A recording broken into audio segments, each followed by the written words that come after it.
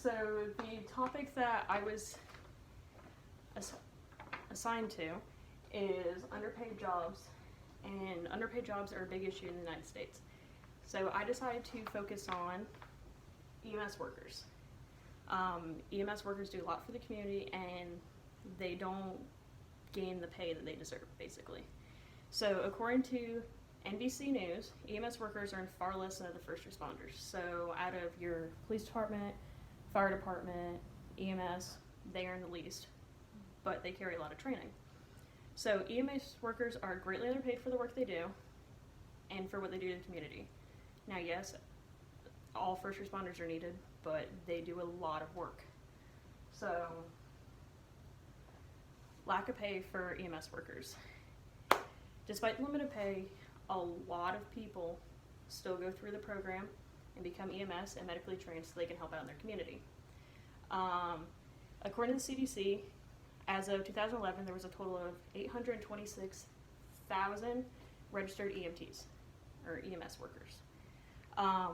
Although there are not many benefits to come, like such as pay, people still sign up for the job and are willing to go out in the community and help other people, even though they don't get much out of it.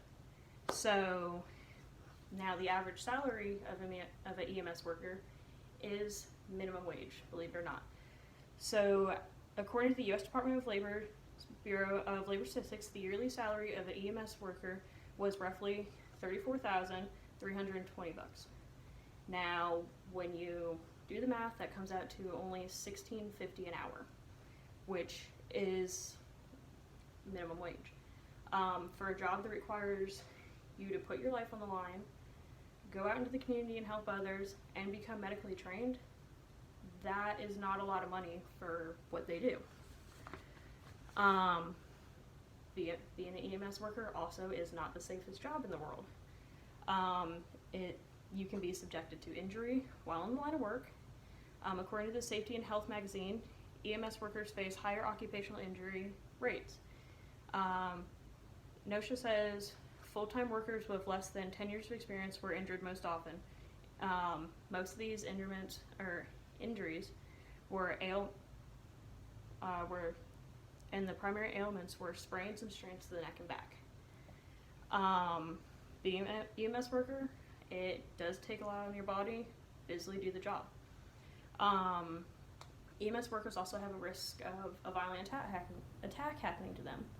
They go out to the same scenes that law enforcement do, and they have no way to defend themselves. They're not licensed to carry. They go out into the community, and they have to deal with what's given to them. So, according to the article Protecting EMS Personnel from Assault on JEMS.com, it states, every year on average, more than one EMS professional in the U.S. is violently killed on duty. And according to the U.S. Centers for Disease Control and Prevention, there are roughly 2,000 EMS professionals injured every year due to violence.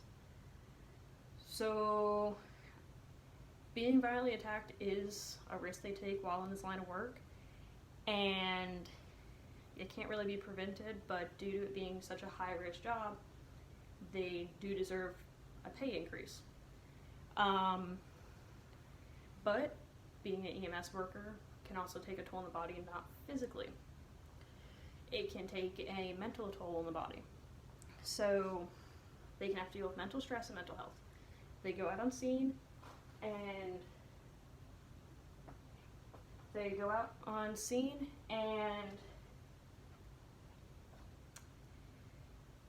they can see horrific accidents, death. Anything involving children can really affect an adult, especially if they have kids of their own. So mental health is a big issue for workers due to all the incidents they see. According to NAEMT's article, EMS Mental Health, it states, EMS practitioners face challenging and traumatic events that can impact their mental well-being each and every day. So challenging and traumatic events that can take a large toll on a person's well-being, they may need some help to recover from this. So in order to help someone with mental health, some EMS workers may need treatment. According to the U.S. National Library of Medicine, National Institutes of Health, treatment for mental health such as things like depression, which they can get from all the things they see, is around $6,990 for 8.4 days of treatment. That's, I mean, if they can even help themselves in that amount of time, that's a lot of money to put out, and that's a lot of extra money that they don't have when they're working with a $36,000 yearly income. So with only being paid minimum wage, it is almost impossible for EMS workers to handle that. I mean, most people can't afford that if they make just over minimum wage. So in order to get the help they need, they may need a pay raise. Hard work, risk in the line of duty, and mental health are, I mean, they take a lot on a person, and EMS workers go through this every day, where some people may not be able to handle this, and they get the front of it. They do deserve a pay raise for all the stuff that they go through, and minimum wage just does not cut. It doesn't cut it.